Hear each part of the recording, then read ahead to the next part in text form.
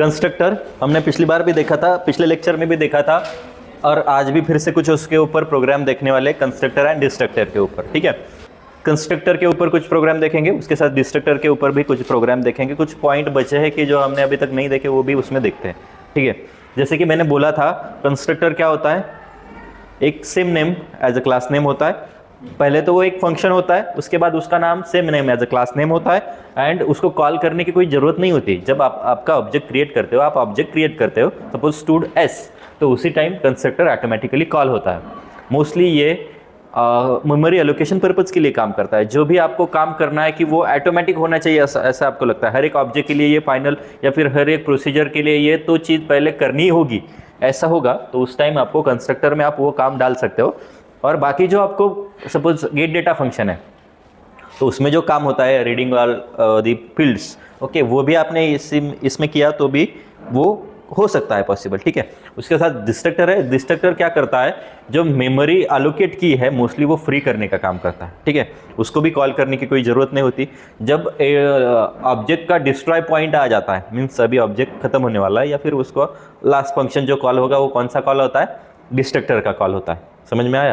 तो उससे भी कॉल करने की कोई ज़रूरत नहीं होती, वो ऑटोमेटिकली कॉल होता है। ठीक है, तो कंस्ट्रक्टर का एक एग्जांपल देखते हैं फिर से एक बार। तो दो हेडर फाइल हम डालते हैं, उसके बाद हम क्लास ले लेते हैं, एक सिंपल एक स्टूड का क्लास ले लेता हूँ मैं। ठीक है, ओके, उसके बाद कुछ मेंबर्स ले लेता हूँ, integer, suppose roll number, character, name, ठीक है, फ्लोट, फीस।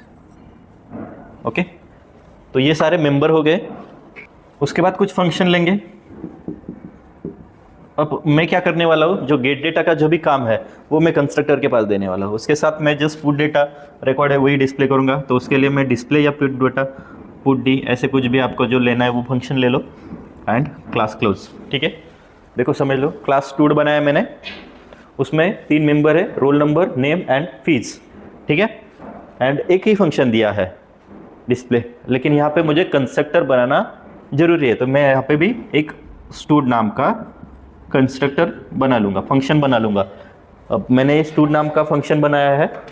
ये जो फंक्शन बनाया है डिस्प्ले एंड स्टूड, तो stud same name as a class name है, तो इसकी वजह से ये क्या बन गया, कंस्ट्रक्टर बन गया। ठीक है, अब दो फंक्शन यहाँ पे मैंने, आपको कंस्ट्रक्टर यहाँ पे लिखना पड़ता है, ठीक है ना। तो आप बोलोगे कि कॉल करना जरूरी नहीं, तो यहाँ पे भी डालना जरूरी नहीं, ऐसे नहीं है, यहाँ पे लिखना पड़ता है, आपको मेंशन करना पड़ता है क्लास में, तो कंस्ट्रक्टर बनाना पड़ता है।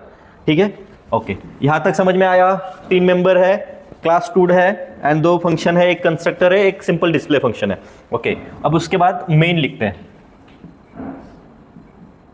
तो मेन में क्या करना है, अब आपको फंक्शन का कॉल करना होता है, फंक्शन कॉल करना होता है। उससे पहले आप ऑब्जेक्ट बना लोगे स्टूड एस, ठीक है, एक ही ऑब्जेक्ट बनाते हैं, उसके बाद देखेंगे मल्टीपल ऑब्जेक्ट के लिए। पहले एक ऑब्जेक्ट बनाया, ओके, एस डॉट डिस्प्ले। जैसे ही आप ऑब्जेक्ट बनाओगे एस, तो उसके साथ क्या कॉल होगा, ये स्टूड कॉल हो जाएगा एस के लिए। सपोज S1 S2 S3 है, तो वो जैसे आप ऑब्जेक्ट बना रहे हो जिस स्टाइल से, S1 बनाया पहले, उसके बाद S2 बनाया, फिर उसके बाद S4 बनाया, फिर S3 बनाया, तो पहले S1 के लिए कॉल होगा, फिर S2 के लिए कॉल होगा, फिर S4 के लिए कॉल होगा, फिर S3 के लिए कॉल होगा। ठीक है ना, जैसे ऑब्जेक्ट आप बनाओगे पहले, अब S है तो बस S के लिए वो कॉल होगा, उसके बाद S डॉट डिस्प्ले के लिए हम कॉल दे रहे हैं खुद से, मेन क्लोज। ठीक है, ओके, अब फंक्शन डेफिनेशन लिखते हैं। सबसे पहले कंस्ट्रक्टर लिखते हैं, ऐसे कोई ज़रूरी नहीं, आप कोई भी फंक्शन का डेफिनेशन आगे पीछे कर सकते हो, उसको जैसे रिक्वायर्ड है वो जाके सर्च करके अपना अपना ले लेता है। ठीक है, stood class name, stood function name. ठीक है, तो मैं यहाँ पे ये सारा रिकॉर्ड रीड करता हूँ, क्या से, cout enter the roll number, ठीक है, cin roll number, cout enter name and fees. ठीक है, cin name fees. Okay, मेरा रीडिंग का काम खत्म हो गया। किस में डाला मैंने, ये कंस्ट्रक्टर में डाला। ठीक है, ओके, अब उसके साथ आप डिस्प्ले कर दोगे रिकॉर्ड कैसे, display function, okay sorry, stored class name, scope, resolution operator and display, okay. And यहाँ पे जो रिकॉर्ड रीड किया वो डिस्प्ले कर दो। कैसे? से आउट रोल नंबर,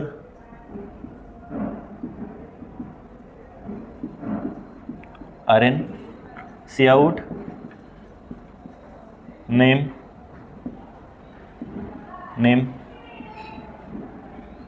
सी आउट फीस,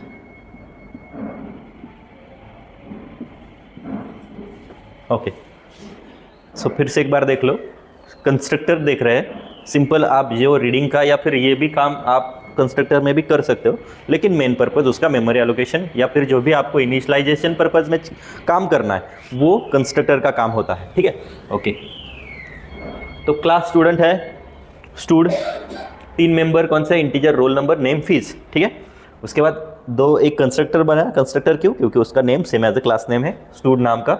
डिस्प्ले एक फंक्शन है, simple function, member function, class close. Main बनाया, एक ऑब्जेक्ट क्रिएट किया, S dot display get ch, ठीक है। अब सबसे पहले एस ऑब्जेक्ट क्रिएट हो गया तो वो किसके लिए सर्च करेगा? कंस्ट्रक्टर के लिए सर्च करेगा। कंस्ट्रक्टर कहाँ है? स्टूड, तो ये यहाँ पे डिस्प्ले, ये यहाँ पे उसका डेफिनेशन लिखा है, तो वहाँ पे जाएगा, रोल नंबर ले लेगा, नेम एंड फीस ले लेगा, रीड कर लेगा, ओके, खत्म हो गया। फिर वो एस डॉट डिस्प्ले के लिए जाएगा, एस डॉट डिस्प्ले यहाँ पे जो रिकॉर्ड आपके पास आए वो डिस्प्ले कर देगा। तो ये हुआ एक सिंगल ऑब्जेक्ट के लिए,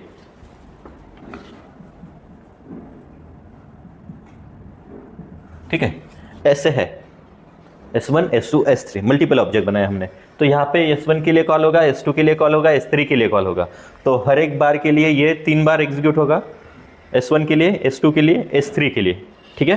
तीनों बार पहले ऑब्जेक्ट या फिर कंस्ट्रक्टर कॉल होगा, मीन्स S1 का स्टूड का कॉल होगा, S2 का स्टूड कॉल होगा, S3 का स्टूड कॉल होगा, उसके बाद फिर यहाँ से एग्जीक्यूशन स्टार्ट होगा। तो उस टाइम ये थोड़ा चेंज हो जाएगा। कैसे? ये ऐसे। तो आपको S1, S2, S3 तीनों का डेटा आपके पास अवेलेबल है फिलहाल यहाँ तक, ठीक है ना। अब उसके बाद आपको क्या करना है? तीनों का डेटा डिस्प्ले करना है। तो आप ऐसे कर सकते हो, S1 डॉट डिस्प्ले, हाँ,